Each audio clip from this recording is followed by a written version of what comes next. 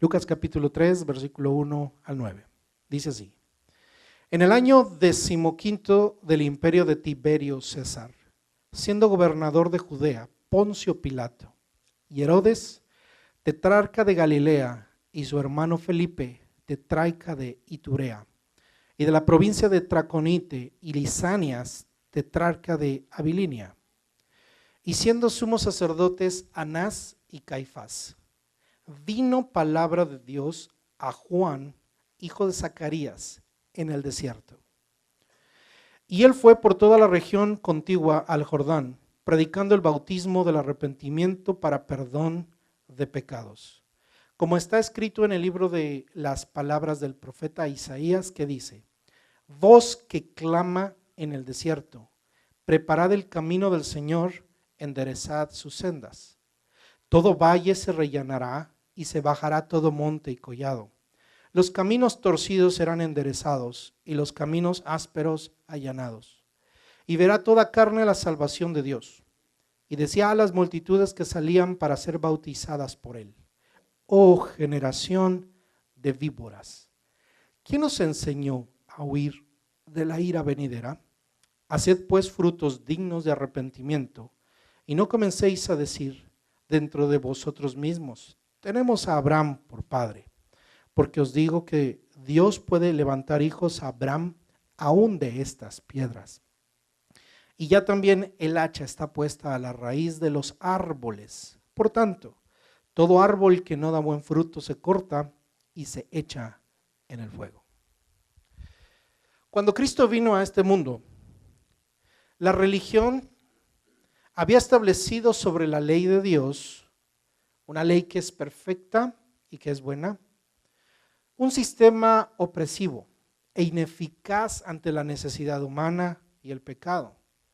Irónicamente, la ley es buena, es perfecta, es divina. Sin embargo, los seres humanos, con aquello que es bueno, que es sano, que es divino, no puede funcionar. Hay una ineptitud, hay una incapacidad en el ser humano para que lo bueno en sus manos pueda tener eficiencia. Es incapaz de poder ver la necesidad humana y suplirla. Y sobre todo es incapaz de poder vencer su propio pecado. Porque la ley de un Dios perfecto ante un hombre pecaminoso o en las manos de un hombre pecaminoso imperfecto no lo va a redimir, sino que lo va a condenar. La ley de Dios, que es buena en las manos de hombres imperfectos, no nos hace bien, nos hace mal. Eso es lo que enseña las cartas del apóstol Pablo a los romanos, diciendo: la ley que es buena, cuando yo la conocí, me mató, porque si no hubiera ley, yo no sabría lo que sería pecado. Pero por causa de la ley llama a las cosas buenas y malas. Y me doy cuenta que en mi naturaleza, estoy parafraseando lo que Pablo está diciendo, en mi naturaleza no habita el bien, sino el mal. No habita el bien que quiero, sino el mal que no quiero. Y esa naturaleza que está en mí me hace vivir de una manera pecaminosa, que lo que quiero hacer, que dice la ley que es bueno, no lo puedo hacer. Y encuentro que en mis miembros habita una ley que es en mí más fuerte que la ley de Dios, y es la ley del pecado. Encerrando todo en pecado y mostrándonos la incapacidad que tenemos de poder cumplir la ley de Dios.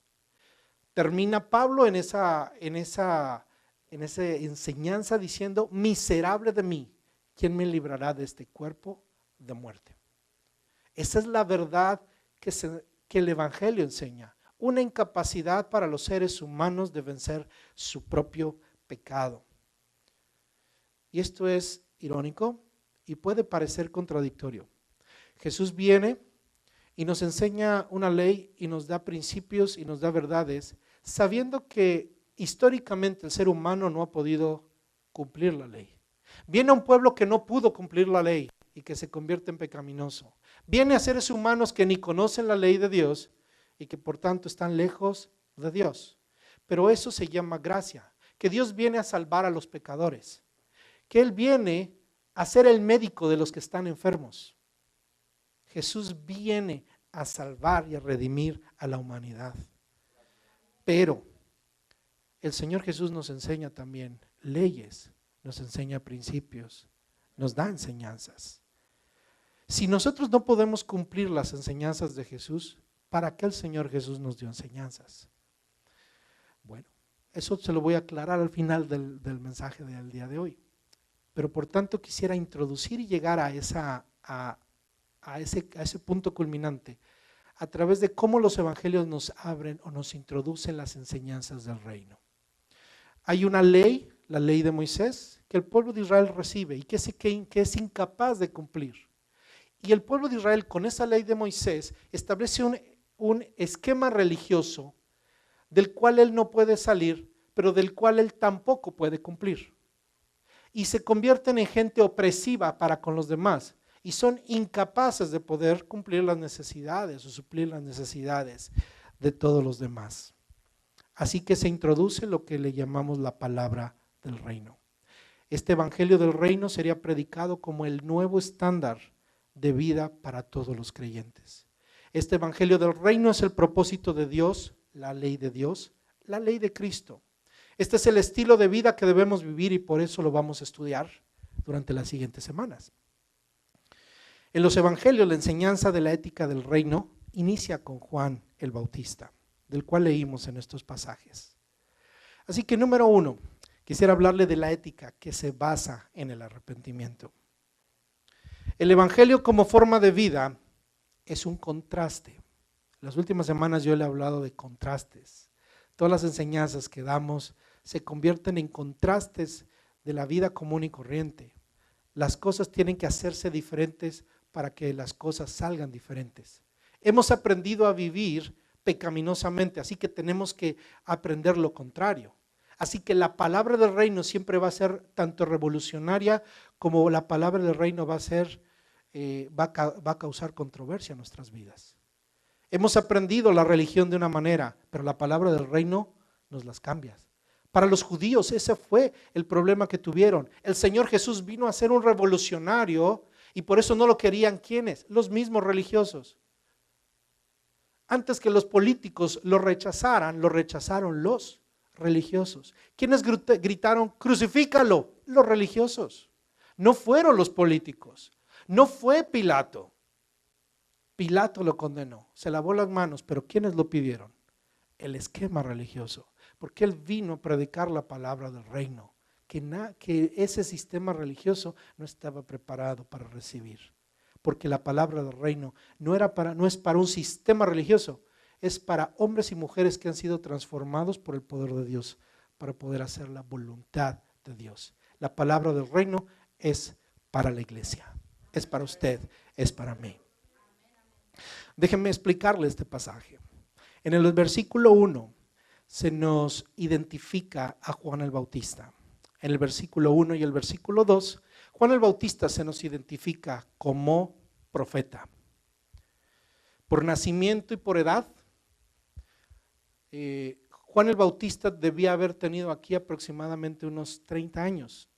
Si usted recuerda, Juan el Bautista era solamente unos meses más mayor que el Señor Jesucristo. Así que si el Señor Jesucristo en tiempo de su ministerio público tenía 30 años, Juan el Bautista seguramente aquí tenía unos 30 años. Era la edad o la mayoría de edad en donde un descendiente de un sacerdote tenía ya un oficio y tenía un lugar en el templo de Jerusalén. Así que ¿a dónde le correspondía estar a Juan el Bautista? Estar oficiando como sacerdote en el templo de Jerusalén. Pero ¿qué sucede con él? Versículo 2. Y siendo sumos sacerdotes Anás y Caifás, ¿qué pasó con él? Vino palabra de Dios. Vino palabra de Dios. Es decir, fue llamado para ser profeta. Es llamado a ser profeta aquel que recibe un mandamiento de Dios y recibe una palabra de Dios. Cuando la Biblia dice vino palabra de Dios, quiere decir que Dios lo ungió y el Espíritu Santo vino sobre él para convertirse en el último profeta. Aunque aparece en el Nuevo Testamento, podemos decir que sella o que abre la puerta al Nuevo Testamento, porque había de allanar el camino al Señor Jesucristo. vino palabra de Dios a Juan, hijo de Zacarías. Recuerde, Zacarías era sacerdote. Y Juan el Bautista le tocaba ser sacerdote. Pero vino palabra de Dios, y entonces, ¿qué sucedió con Juan el Bautista? Dice la Biblia, ¿y él fue al templo? No. Por toda la región contigua al Jordán, al río, predicando el bautismo de arrepentimiento para perdón de pecados. Entendemos por otros pasajes paralelos en los evangelios de Mateo, el evangelio de Marcos, que Juan el Bautista era profeta y se mostró al pueblo como profeta. En este pasaje no nos lo muestra. Si usted recuerda o ha leído esos pasajes, recordará la forma en la que se proyectaba Juan el Bautista. La Biblia dice que él, ¿qué vestía? Pieles de animales. Andaba con una buena vestido de piel de animal, es decir, andaba velloso. Todos los profetas del Antiguo Testamento eran reconocidos por el manto, traían un manto. Ese manto era un manto velloso. La Biblia lo conoce como el manto velloso. Era un manto de animal, es decir, era una piel de animal con todo su pelo. Y los profetas eran reconocidos porque andaban con su manto velloso. Juan el Bautista, cuando viene después de 400 años de silencio, donde no hay inspiración bíblica, aparece un profeta, ¿cómo? Con un manto velloso, con una vestidura de piel de animal, lo cual muestra su ministerio profético. Era sacerdote, era levita. Sin embargo, él recibe palabra de Dios y ¿a dónde sale? Al desierto. Él pudo haber tenido un lugar de reputación, un lugar importante. Sin embargo, Dios no lo llama a un lugar en el templo, lo llama a un lugar fuera del templo. ¿A dónde lo llama? Al desierto. Dice la Biblia que él vivía en lugares desérticos. ¿Sí? Así como la palabra no está atada a una prisión, tampoco, hermano, está perdida en un desierto. Fue poderoso Juan el Bautista en un desierto. ¿Y cuál era el poder que traía Juan el Bautista, hermano? No hizo ningún milagro. La Biblia no registra ningún milagro de Juan el Bautista. Sin embargo, ¿qué traía? Una palabra. Una palabra. Diga con eso conmigo, una palabra. La palabra del Evangelio y la palabra del reino. La palabra del arrepentimiento. Y eso fue lo que Dios respaldó. Y el mismo Señor Jesús dijo que no se ha levantado de mujer ningún hombre tan grande como Juan el Bautista, por la palabra que él traía. Predicaba un cambio de vida para perdón de pecados, versículo 3. Y fue por toda la región contigua al Jordán predicando el bautismo de arrepentimiento para perdón de pecados. El Dios de gracia nos da una nueva oportunidad para vivir diferente. Un pueblo que es religioso, un pueblo que está ligado a los ritos, que está ligado a su religión, que depende de sus escribas, de sus fariseos, de los saduceos, como los principales líderes religiosos, los cuales Jesús denuncia y dice, son ustedes unos hipócritas, ustedes son unos sepulcros blanqueados, por fuera están muy limpios, pero por dentro, dice, son como muertos, como sepulcros que tienen adentro muerte, son unos simples religiosos. Y Juan el Bautista desde el principio no es uno de ellos, no es uno de los sumos sacerdotes como Anás y Caifás, que fueron los que entregaron al Señor Jesús. Juan el Bautista trae el Evangelio. El Dios de gracia les da al pueblo y a todos nosotros una nueva oportunidad para vivir diferente. Y entonces predica, ¿qué es lo que predica Juan el Bautista? El bautismo del arrepentimiento. Diga, arrepentimiento. La palabra arrepentimiento en la Biblia es un poquito diferente a lo que nosotros entendemos por arrepentimiento. Para muchos la palabra arrepentimiento, cuando decimos si la persona se arrepintió, significa para muchos, se sintió mal, le remordió la conciencia, se sintió mal por algo que hizo. Y para muchos eso es un arrepentimiento. Alguien cometió un error, cometió un pecado y tiene consecuencias. Y mucha gente dice, está arrepentidísimo de lo que hizo. Un muchachito se roba una muchachita, se la lleva. Y después de unos días, está arrepentidísimo. Los dos están arrepentidísimos. ¿Verdad? No están arrepentidos de acuerdo a la Biblia. Están con un problema y sí, dicen, ¿por qué lo hice? Pero realmente, si tuvieran la oportunidad y regresáramos el tiempo, lo volverían a hacer. Porque así somos los seres humanos. La palabra arrepentimiento en la Biblia, la palabra metanoía, diga metanoía, esa es la palabra, significa un cambio, una transformación, darle la espalda completamente a mi estilo de vida. ¿Sí? Metanoía o arrepentimiento, cuando usted encuentra la palabra arrepentimiento en el Nuevo Testamento, viene de la palabra metanoía. No significa sentirse mal por lo que hice, sino, sí, implica sentirme mal, sentir culpa por lo que hice, pero al darme cuenta que voy mal para allá, doy la vuelta y voy a caminar en el sentido correcto. Arrepentirse en la Biblia es dejar el camino que es malo y agarrar el camino que es bueno, porque tampoco es dejar un camino malo para agarrar otro camino malo, o dejar un camino malo para agarrar un camino al peor camino. Es como el vicioso que comete un error y como se siente tan mal porque cometió un error, va y se emborracha. Está bien arrepentido, está muy arrepentido, pero precisamente por ese arrepentimiento, ¿cómo reacciona a su arrepentimiento? Se va al vicio, sigue perdido. Lo dejó una mujer a un hombre, va y se busca otra.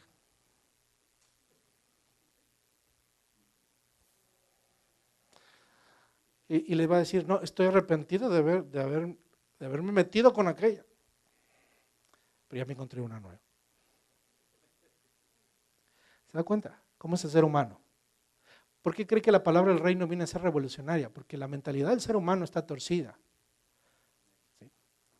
Por eso no les gustan los predicadores. Pero así es la vida. Alguien tiene que decirle, no les gustaba Juan el Bautista cómo hablaba. ¿Alguien le gustaría que le dijeran generación de víboras? No, hombre, nos ofendemos.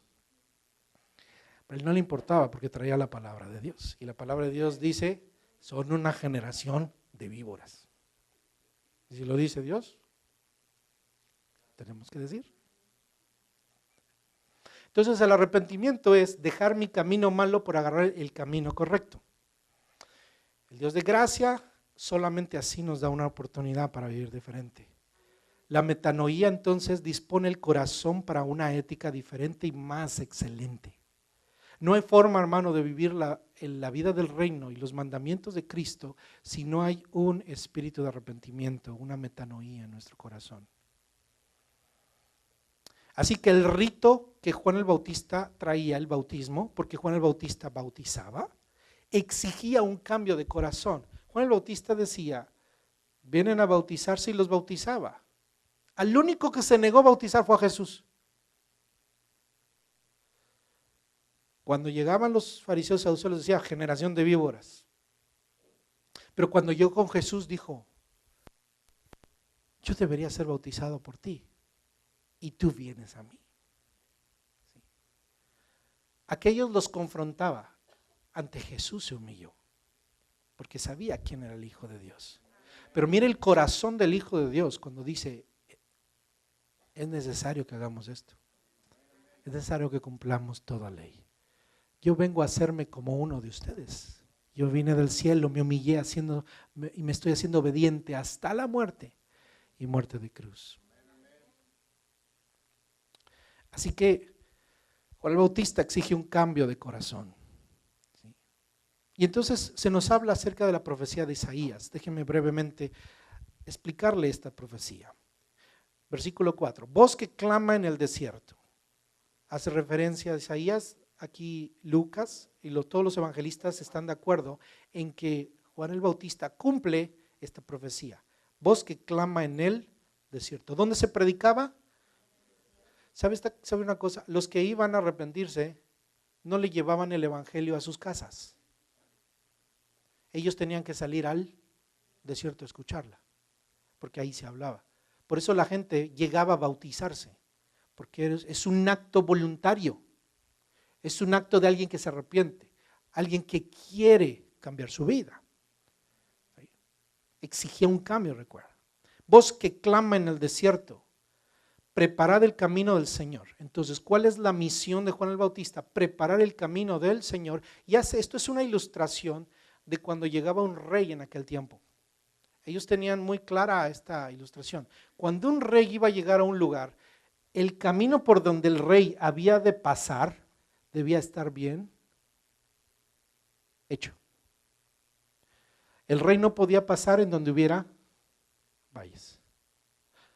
Tampoco podía pasar su carreta o su carro a donde hubiera montes sinuosos o pedregosos. El camino tenía que estar derecho. El camino tenía que ser libre, bueno, porque se le daba la bienvenida al Señor. Para el judío era el Mesías vendría, el rey entraría, el rey tomaría su lugar. Así que Juan el Bautista viene a cumplir un ministerio tremendamente poderoso en el pueblo de Israel. Un pueblo que esperaba un Mesías, pero no tenía una idea concreta y correcta de lo que iba a traer el Mesías.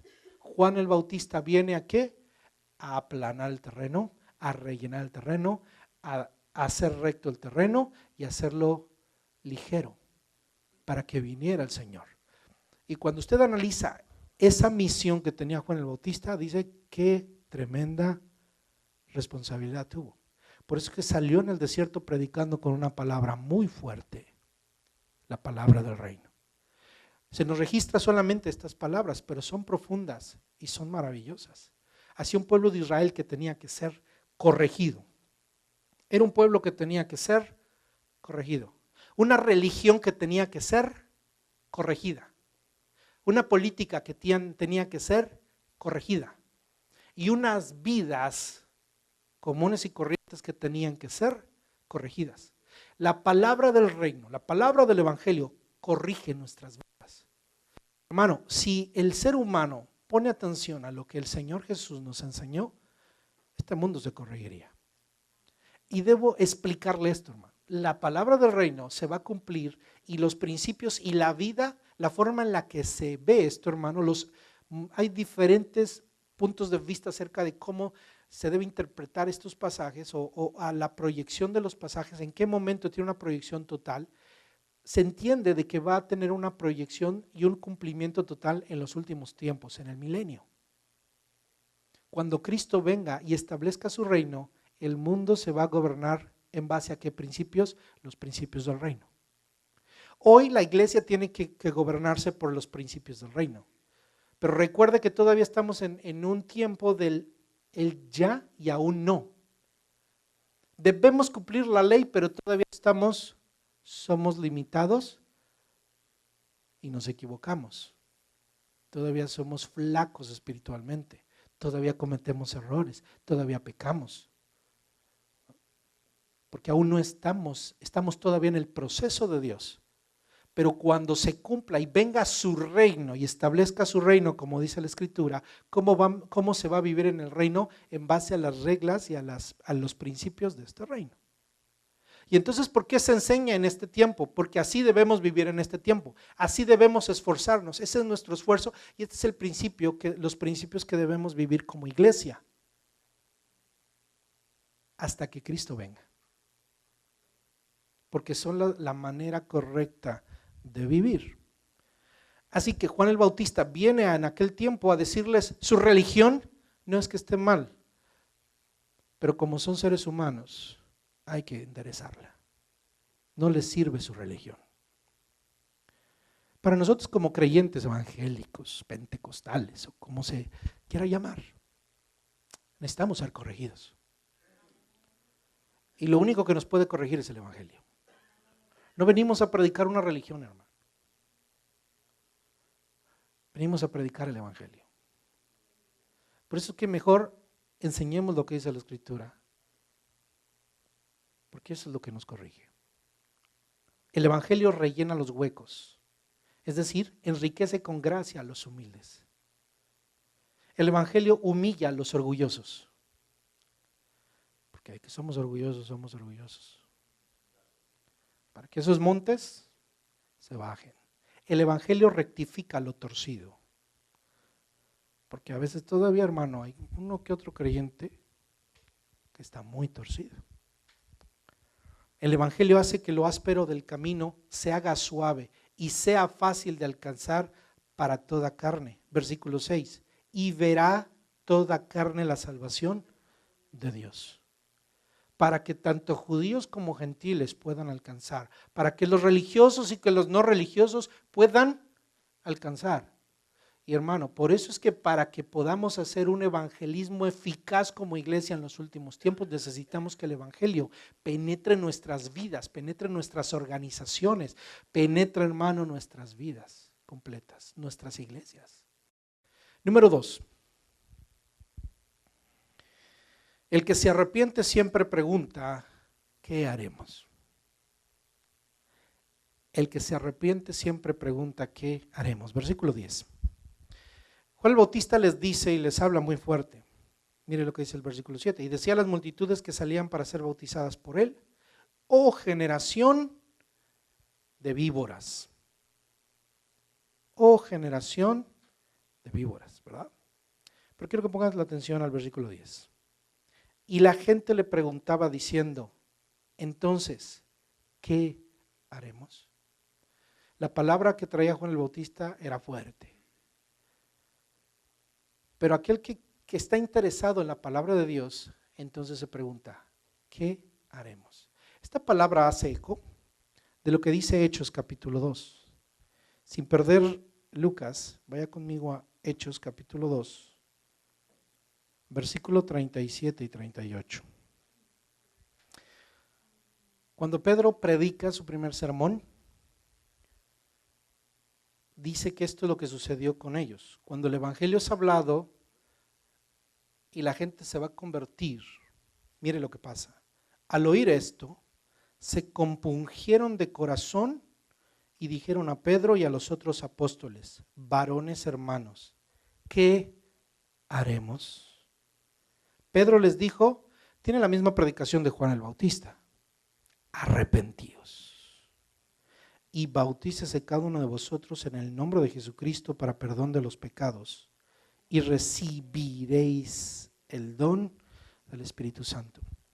Guarde eso en su mente. ¿Okay? Guarde esa palabra, esa respuesta de Pedro.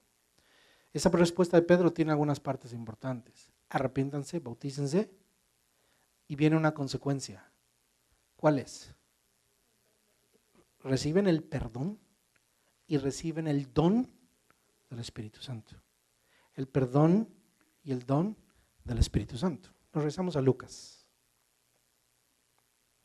Así que Juan, al dar la respuesta a la pregunta ¿qué haremos?, les da respuestas concretas. Y estas respuestas concretas nos enseñan a los creyentes que se bautizan los principios del reino. Por eso, hermano, es que usted como creyente lo instamos al bautismo y al discipulado. El bautismo habla de que usted tiene la fe y de que usted se ha arrepentido y que se somete al discipulado para aprender los principios del reino. Y por eso usted está aquí. Usted viene a la iglesia aquí a aprender los principios del reino, para aprender de la palabra del Señor. Así que hay que enseñarles cómo se manifiesta ese arrepentimiento. Cuando discipulamos a las personas, cuando les decimos, dice la palabra de Dios que no debemos hacer esto, que no debemos hacer el otro, es porque estamos discipulando, estamos enseñándole los principios del reino. Así que Juan el Bautista le da respuesta a diferentes grupos de personas, de los cuales podemos aprender. La primera respuesta que da Juan el Bautista es a los religiosos. Mi hermano, todos somos religiosos. Tenemos todos un grado de religiosidad. Unos más que otros. Hermano, yo no juzgo la religiosidad de cada persona. La palabra del Señor me enseña a ser respetuoso. Debo predicar el Evangelio y debo predicar los principios del reino. Pero no me voy a meter a las preferencias de las personas. Y no me voy a meter a cosas que no tienen ningún significado ni ningún valor. Y no me voy a meter a peleas como muchos grupos cristianos se ponen a pelear unos con otros, que no tienen nada que ver con los principios del reino. Los principios del reino son lo que vamos a defender, porque es lo que enseña la Escritura. Y es lo que le vamos a enseñar a los discípulos. Cuando discipulamos a las personas no les vamos a enseñar cómo se van a vestir. Cuando van a servir a la iglesia les vamos a decir, hay un código de vestimenta, pero no estamos juzgando a la gente por cómo se viste. Estamos enseñándole los principios del reino. Pero cuando alguien comete un pecado hay que decírselo. Y hay un orden en la palabra del Señor. El Evangelio lo enseña. Pero somos religiosos, hermano. Y Juan el Bautista a los primeros que enfoca es a los religiosos. La respuesta que les dice en el versículo 7, dice, y decía a las multitudes, aquí Lucas dice a las multitudes que salían para ser bautizadas por él. El libro de Mateo, en el versículo 7 también, si es curioso, es el mismo versículo, si va a Mateo 3:7, se dará cuenta a quiénes específicamente se lo dice. Mateo 3:7. Al ver que muchos de los fariseos y de los saduceos venían a su bautismo, les decía: generación de víboras. ¿Quién nos enseñó a huir de la ira venidera? ¿Quiénes venían a su bautismo? Muchos de los fariseos y saduceos. Esos eran los dos principales grupos religiosos. Había tres principales: fariseos, saduceos, y obviamente la élite eran el sacerdocio, los sacerdotes sobre de ellos. Pero había dos grupos, tanto políticos como religiosos, que eran los saduceos y los fariseos, ambos. ¿Y qué les decía Juan el Bautista? Ellos querían que todo el mundo se refiriera a ellos como rabí y les dijera rabí. Y Juan el Bautista no les dijo rabí ni maestros, les dijo generación de víboras. ¿Quién les enseñó? Es decir, Juan el Bautista les decía: wow, me sorprende que vengan. Juan el Bautista yo no los esperaba que vinieran, pero quiere decir que tienen un temor y les está afirmando: si ustedes tienen un temor es porque saben que viene juicio, y el juicio empieza por la casa. El juicio empieza por los religiosos. Mi hermano, la Biblia nos enseña, y eso lo hablamos la semana pasada, el juicio viene sobre todos. Todo. Así como el sol sale sobre todos, el juicio viene sobre todos. Solamente cuando Cristo venga y se lleve a su iglesia va a ser librada de juicios que son exclusivos para la ira de Dios de los hombres. Pero la gracia de Dios nos ha salvado de la ira venidera. Por eso le está diciendo: ¿quién les enseñó a huir de la ira venidera? Las serpientes huyen del fuego. Por eso les llama generación de víboras, que huyen del fuego. Pero también les está dando una indirecta de cómo son. Víboras que se comen unos a otros. ¿Sí? Así que a estos, a los religiosos, el Evangelio, los principios del reino les dice: no se confíen en su religión. Mi hermano, esta es la palabra que el Señor nos está enseñando a cada uno de nosotros. Cuando usted estudia el Evangelio se va a dar cuenta que no podemos confiar en nuestra religión. Usted va a aprender que Jesús decía: oíste que fue dicho por los antiguos, ojo por ojo, diente por diente. Es decir, estás confiando en tu religión, pero yo te digo. Cuando el Señor nos dice pero yo te digo, nos está quitando el fundamento y nos deja sin fundamento. ¿Para qué? Para que nos movamos a donde está el fundamento, que es el Evangelio. Los fariseos les gusta orar en público y hacer repeticiones vanas y que los vean. Y entonces ese era el fundamento que habían aprendido ellos, pero Jesús se los quita y les dice: cuando oren, enciérrense en sus cuartos y su Padre que los ve en secreto los recompensará en público. Les cambia la perspectiva, les cambia los principios. Amén. No confíen en su religión. Tenemos por eso que aprender el evangelio. Un evangélico, hermano, no es otro religioso más. No es una persona que se cambió de religión. Realmente un evangélico debería ser aquel que vive el evangelio. Siempre hemos dicho, hermanos, los evangélicos alegamos que nosotros queremos vivir como la Biblia dice, y muchas veces no es cierto, hermano. Simplemente hemos creado otro esquema religioso más. Y tenemos, hermano, que huir de ello. Tenemos que cambiar eso, tenemos que predicar el evangelio y vivir por el evangelio. No nos confiemos en nuestra religión. Mejor leamos la palabra y vivamos conforme a los principios del reino. Amén. Después le habla al pueblo en general. ¿Sí? Cuando ellos le preguntan, versículo 10, y la gente le preguntaba diciendo, entonces, ¿qué haremos? Versículo 11. Y respondiendo les dijo, el que tiene 2 túnicas, miren la respuesta, dígame si esto es religioso, no tiene nada que ver. ¿Qué haremos? No les dice, váyanse al templo, hagan sacrificios, porque eso lo hacían, ya lo hacían. ¿Qué les dice? El que tiene 2 túnicas, dé al que no tiene, y el que tiene que comer, haga lo mismo. Así que al pueblo en general, que sería tentado en su egoísmo, los seres humanos somos egoístas, les enseña amor al prójimo, que se puede traducir en generosidad. El evangelio requiere misericordia antes que sacrificio, y su objetivo es comprometernos a hacer todo el bien que podamos. Alimento y abrigo, del cual habla aquí la Escritura, son las necesidades fundamentales.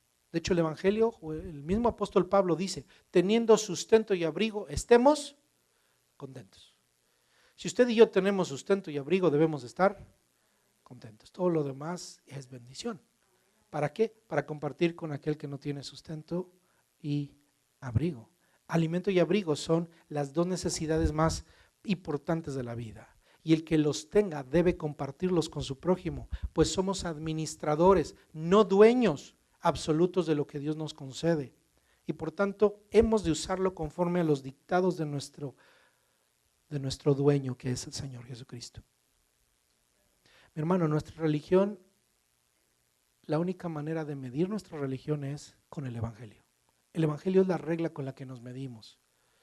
Y le aseguro que a veces podamos ser muy buenos en el culto, podemos ser muy buenos en la organización, en la eclesiología, organizar muy bien una iglesia, y podemos estar fallando cuando el evangelio se nos mide, cuando no ayudamos al prójimo, cuando no nos ayudamos unos a otros. Juan el Bautista le está diciendo, pueblo en general, ayúdese. Hay pobres, hay hambrientos. Que no haya hambrientos y que no haya hambre ni pobreza entre ustedes. Amén. Después le habla a los cobradores de impuestos. Versículo 12.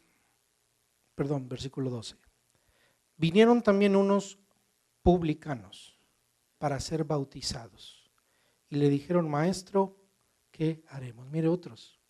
¿Quiénes eran los publicanos? ¿Quiénes eran los publicanos? Los publicanos eran los cobradores de impuestos. ¿Cuál era la tentación que tenían? Los cobradores de impuestos eran tentados a la avaricia. Eran gente tremendamente despreciada. ¿Por qué? Porque eran ladrones. Sobornaban a la gente, le sacaban el dinero a la gente, eran injustos. ¿Sí? ¿Y qué les dice él, Juan el Bautista? Y les dijo, no exijáis más de lo que os está ordenado. ¿Qué hacían ellos eran los cobradores de impuestos, se sentaban en los bancos, se sentaban en ciertos lugares públicos donde pasaba la gente y eran los que les cobraban los impuestos. Roma les decía, tienen que cobrar tanto, el templo les decía, tienen que cobrar esto, el otro. El hermano compartía, ¿verdad? Cobraban, había impuestos, dice, hasta por edad. Las mujeres, los hombres daban impuesto por edad. La 10ª parte era para el ¿qué? daban el diezmo y había una décima parte. Hermano, el viernes estaba compartiendo eso. Todo lo que les cobraban lo que cobraban los publicanos. Pero además, ellos ya no rendían cuentas, así que seguramente cuando que llegaba a Roma, lo que llegaba al templo, qué sé yo, no era realmente lo que le había dado a la gente. Y es más, le cobraban a la gente de más, por lo cual la gente no los quería. Eran ladrones, eran ladrones, ladrones oficiales, ladrones con autoridad. Y Juan el Bautista les está diciendo, ¿sí?, han de ser fieles al gobierno y justos con el pueblo, que son los que pagan el impuesto, sin oprimir con tasas injustas a los tributarios. Prácticamente les está diciendo, cobrad para el César lo que es de César y no se enriquezcan injustamente al ofender a Dios y al oprimir a su prójimo. Los impuestos públicos deben servir para mejorar los servicios públicos, no para satisfacer la avaricia de los funcionarios públicos. Hermano, esto lo vemos, yo no sé, aquí y en nuestros países. Nuestros países como México, hermano, todo el mundo se queja de yo no sé si en su país también, en El Salvador, en Centroamérica, de la corrupción que hay en los gobiernos, que son para servir al pueblo y que terminan llenándose los bolsillos esta gente. Por eso nos da coraje. Si alguno de estos llegara con Juan el Bautista, les diría, serían de estos. Eran de estos. Hagas de cuenta que era un político mexicano. Discúlpenme los mexicanos, yo soy mexicano. A vergüenza lo digo. Pero es triste eso. Es triste. Muestra que somos pecadores, hermano.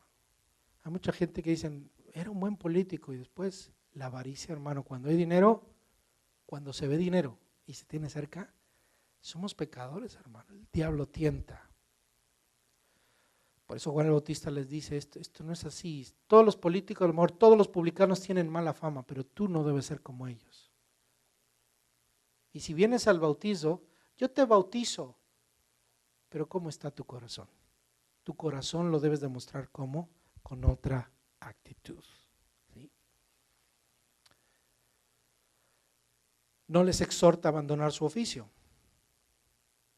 sino a que ejerzan su oficio como debe ser. Dios no nos llama a dejar nuestro oficio, sino a ejercer nuestro oficio como debe ser. A hacer nuestros negocios bien, a hacer nuestros negocios con honradez, con transparencia. Debemos hacer las cosas bien. Como cristianos ese es nuestro deber. Debemos hacer las cosas honestamente. Cóbrele a la gente honesto, sea honesto. Sea honesto y va a tener buenos clientes. Sea deshonesto. Yo no sé si a usted le pasa, pero a veces a uno le da miedo ir a algún lado, decir, bueno, es que me van a sacar el dinero. Y me van a decir mentiras. Porque el ser humano es mentiroso. Que ustedes encuentren gente de verdad, de integridad, encuentren gente de bien. Los militares, les habla también a los militares. Versículo 14. También le preguntaron unos soldados diciendo, ¿y nosotros qué haremos? Y les dijo, no hagáis extorsión a nadie, ni calumniéis y contentaos con vuestro salario. ¿Sí? Tres cosas que tienen que hacer los soldados, aquellos que estaban involucrados. ¿Sí? Ellos eran tentados a abusar con sus armas, a intimidar, a extorsionar y sacar provecho. Cuando alguien tiene un arma y tiene autoridad, puede abusar, eso se llama abuso de autoridad. Eso es un delito, eso es un pecado. Juan el Bautista le está diciendo, no abusen de su autoridad. ¿Qué hacían ellos? Dice, no hagáis extorsión. Extorsión es hacerle violencia a una persona. Sacarle el arma y decirle, arriba las manos, ¿me pagas o te mueres? Y era gente que estaba para guardarlos. Otra le voy a poner un ejemplo, desgraciadamente, de México. En México le tenemos miedo a los policías. Sí. No se les tiene respeto. Uno, porque por lo general, si usted cometió una infracción, le van a sacar dinero. Y la gente les da dinero. Pero también le tienen miedo porque a veces son criminales. O porque están coludidos con los mismos criminales. Qué triste, ¿verdad? Juan el Bautista le está diciendo, eso no debe ser así. Con una autoridad uno tiene una confianza, ya llegó la policía, qué bueno, estamos seguros. En México, ya llegó la policía, córrele. ¿Sí? Eso no debe ser así. Juan el Bautista está diciendo, tú eres un militar, tú eres alguien de reputación, tú estás para proteger al pueblo, eres una persona de confianza. Eso nos habla a nosotros, yo creo, no hay militares. Se nos fue nuestro único soldadito que teníamos aquí en la iglesia, ¿no?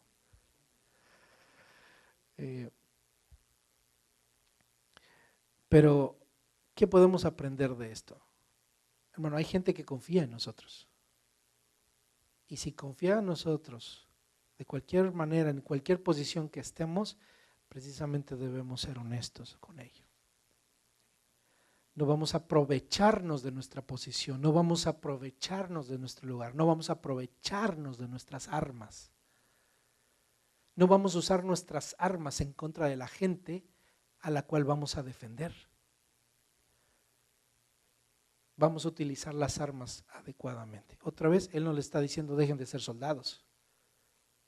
Se necesitaba un arma. Y seguramente algunos piensan, no se aclara si eran soldados romanos o soldados judíos. Posiblemente eran soldados judíos, gente que peleaba como judíos, tal vez de la policía judía.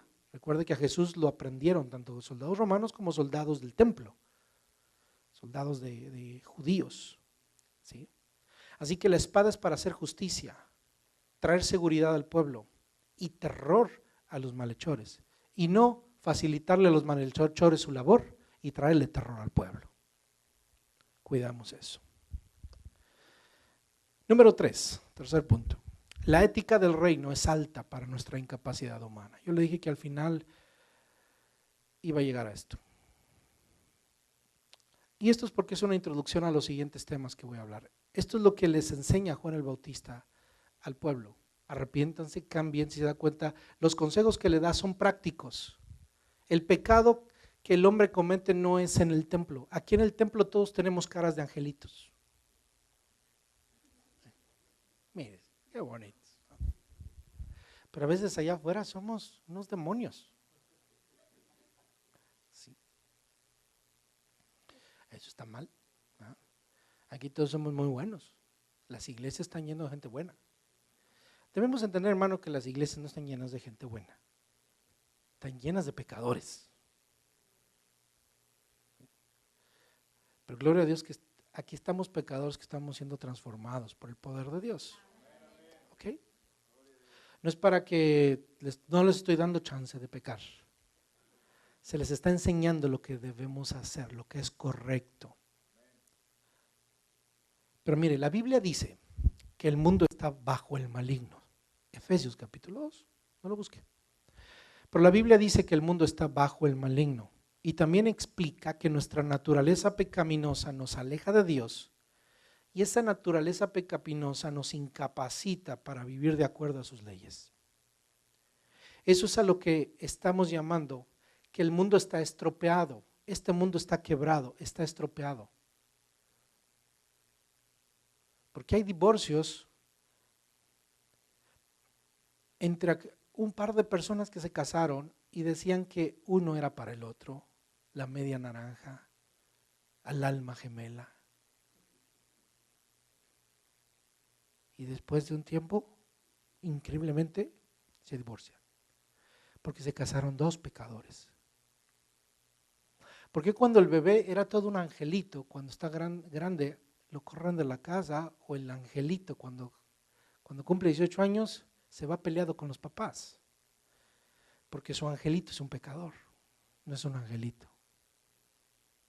Y usted también es un pecador. ¿Sabe por qué hay problemas? ¿Por qué los padres tienen problemas con los hijos?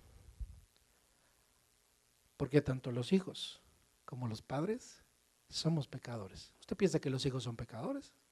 No, los dos somos pecadores. ¿Usted piensa que la esposa es la pecadora? ¿O usted, esposa, piensa que su esposo es el pecador? No, los dos son pecadores. ¿Por qué hay problemas en esta vida? Porque somos pecadores. Y entonces viene Dios y a los pecadores nos da un estándar. Este estándar es altísimo, hermano.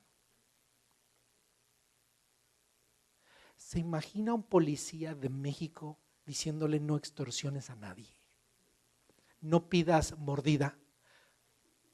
No vas a morder a nadie. Cuando pares a alguien y te diga, jefe, ¿de cuánto va a ser?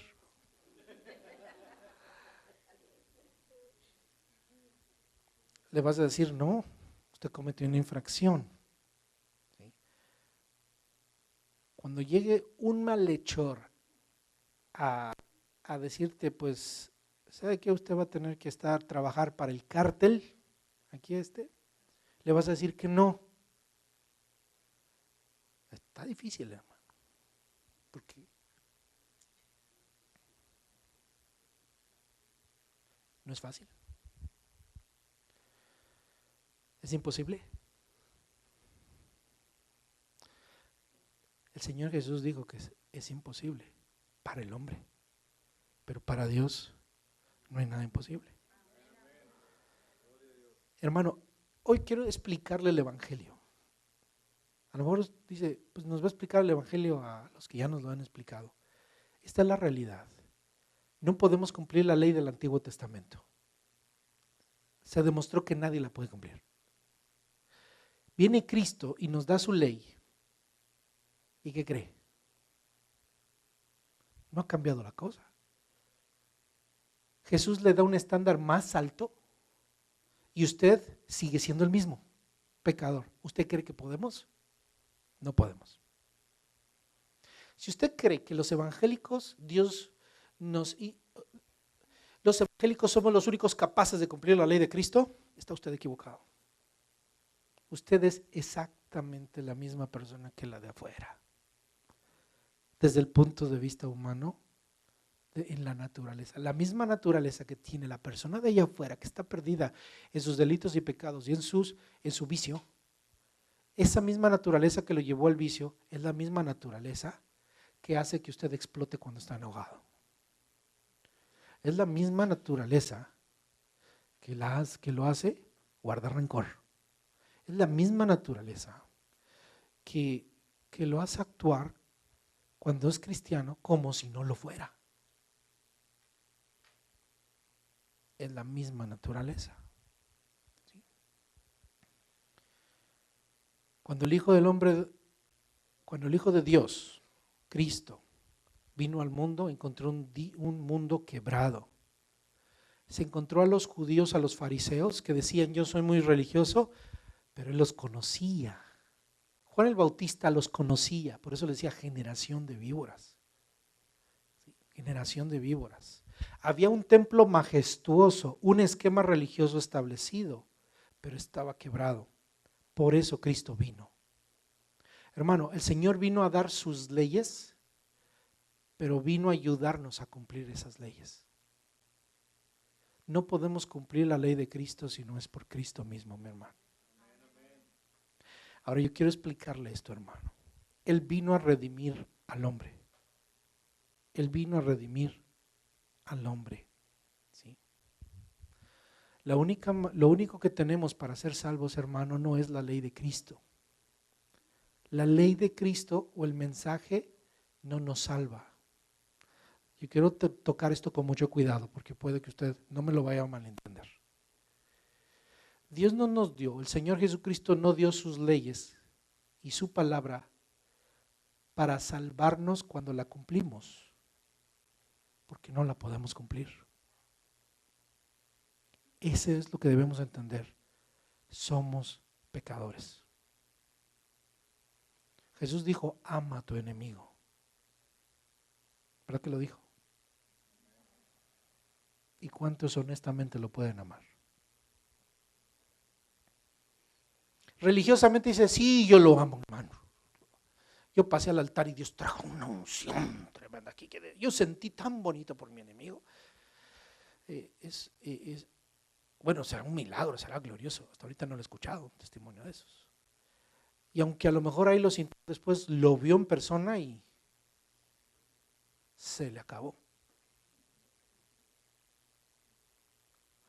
¿Qué nos demuestra eso? Que somos incapaces, hermano. Dios lo sabe, hermano. Dios lo sabe. Los discípulos, ¿ustedes creen que no escucharon las leyes de Cristo? Las escucharon. ¿No escucharon?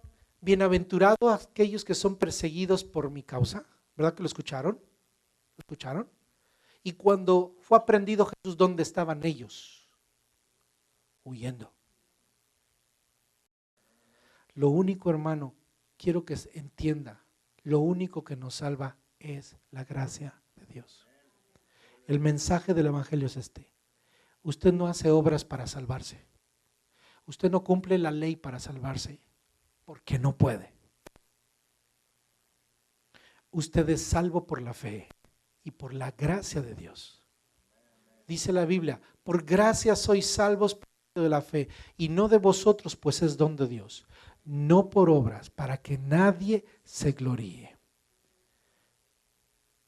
Usted es salvo no por lo que hace, sino por lo que Dios ha hecho en usted. La salvación no viene por nuestras obras, viene por la gracia. Juan el Bautista fue un excelente evangelista. ¿Qué es lo que hizo el evangelista? Enseñó el estándar. Pero hay otra cosa que hizo Juan el Bautista. Les enseñó la gracia que nos permite alcanzar el estándar. Mi hermano, si usted y yo podemos cumplir la ley de Cristo, no es porque usted sea bueno, sino porque Dios le ha dado gracia. Lo que tenemos que hacer, y es una oración que no debemos dejar de hacer: Señor, dame la gracia para obedecer tu ley y andar en tus caminos. Dame la gracia. No puedo exigirle a nadie, hermano, que cumpla la ley de Cristo, porque no puede. No se lo puedo exigir. Pero sí le puedo enseñar, hermano, cuál es la ley de Cristo y decirle cuál es la solución, como Juan el Bautista. ¿Cómo se los explicó Juan el Bautista? Va al versículo 15. Como el pueblo estaba en expectativa. ¿Cómo estaba el pueblo? Expectativa. Preguntándose todos esos corazones si acaso Juan sería el Cristo. Es decir, ¿qué pensaron que era Juan? El Cristo. Porque trajo una palabra poderosa. Me está diciendo lo que tengo que hacer. Pero el pueblo no se había dado cuenta que era incapaz de cumplirlo. Y respondió Juan diciendo a todos: yo a la verdad os bautizo en agua, pero viene uno más poderoso que yo, de quien no soy digno de desatar la correa de su calzado. Él os bautizará en Espíritu Santo y fuego. Yo le dije que guardara algo en su cabecita hace ratito, un versículo de Hechos. ¿Qué le dijo Pedro a los que le dijeron: ¿qué haremos? Arrepentíos, bautícense y recibiréis el don del Espíritu Santo. ¿Qué les dijo Juan el Bautista aquí? Yo bautizo en agua, pero de mí viene uno más poderoso que yo, quien no soy digno de desatar la correa de su calzado. Él los bautizará ¿en qué? En Espíritu Santo y fuego. ¿Cuál es la respuesta, hermano, a nuestra debilidad? El bautismo en Espíritu Santo y fuego. ¿Cuál es la respuesta a nuestra incapacidad de cumplir la ley? El bautismo en Espíritu Santo y fuego. Juan el Bautista les está diciendo, el agua les lava por afuera, es un rito de purificación y les estoy exigiendo que se arrepientan. Es decir, mira tu pasado y dices, no voy a seguir caminando, ahora yo tengo que hacer esto, pero vas a ser incapaz si de adentro no cambias. Y ese es el verdadero problema. Y Juan el Bautista les está diciendo, eso yo no lo puedo hacer.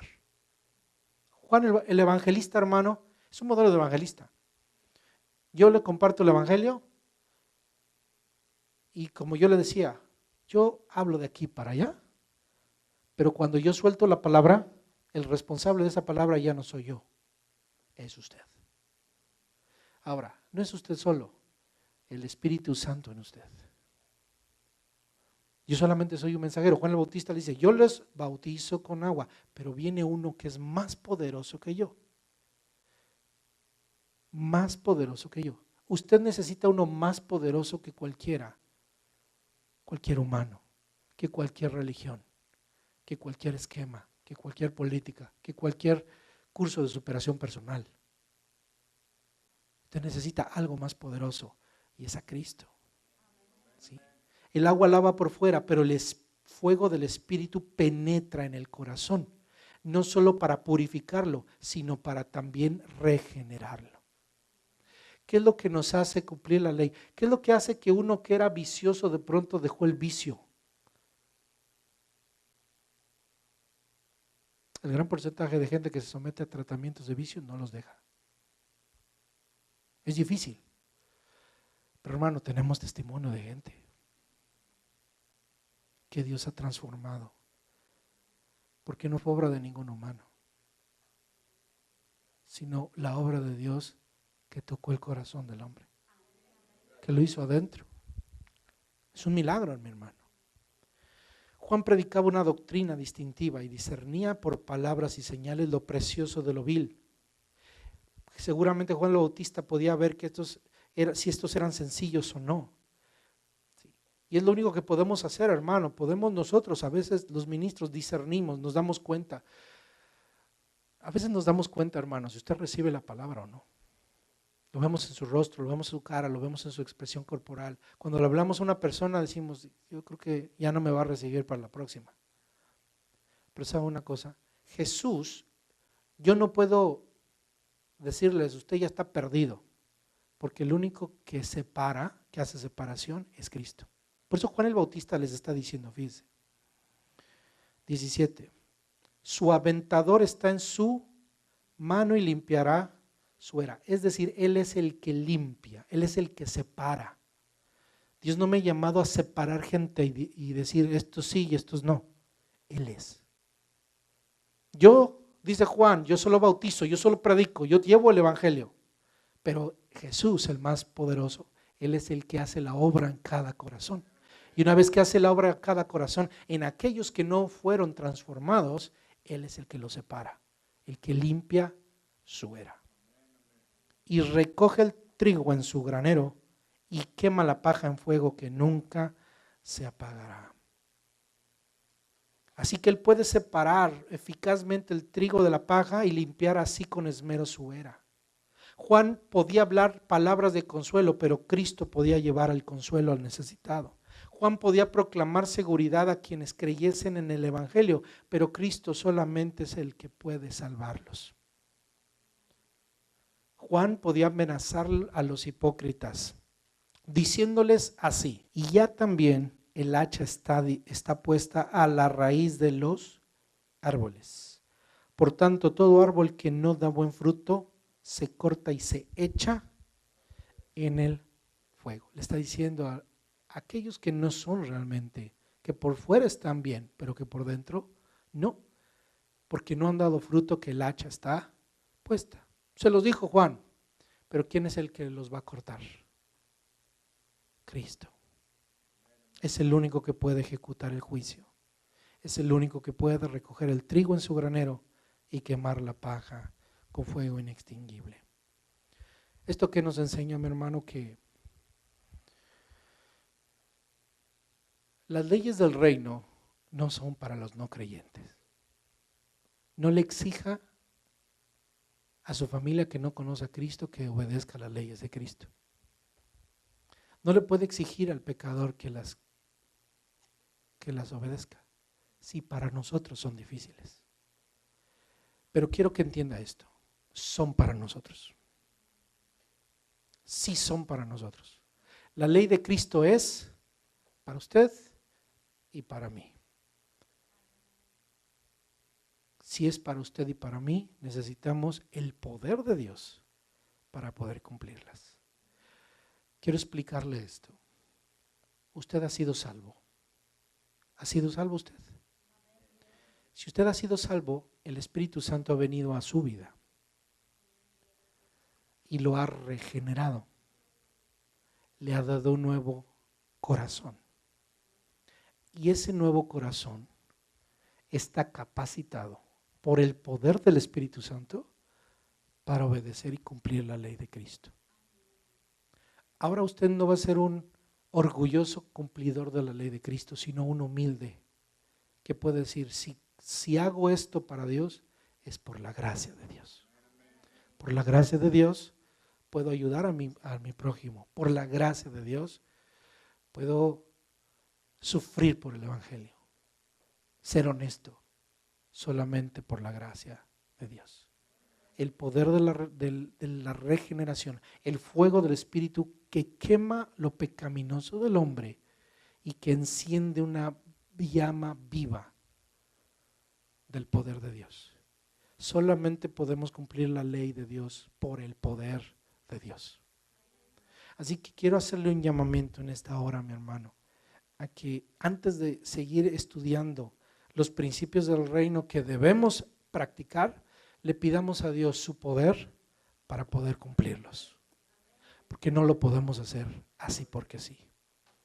Cumpliremos unos y fallaremos en otros. Pero esto no debe ser así, hermano. ¿Por qué no le pedimos a Dios su poder? Yo le invito a que en esta mañana venga un momento al altar y le pida al Señor la gracia. Su favor, Él nos lo da gratuito. Eso es gracia. Para poder tener la fortaleza de cumplir la ley de Cristo.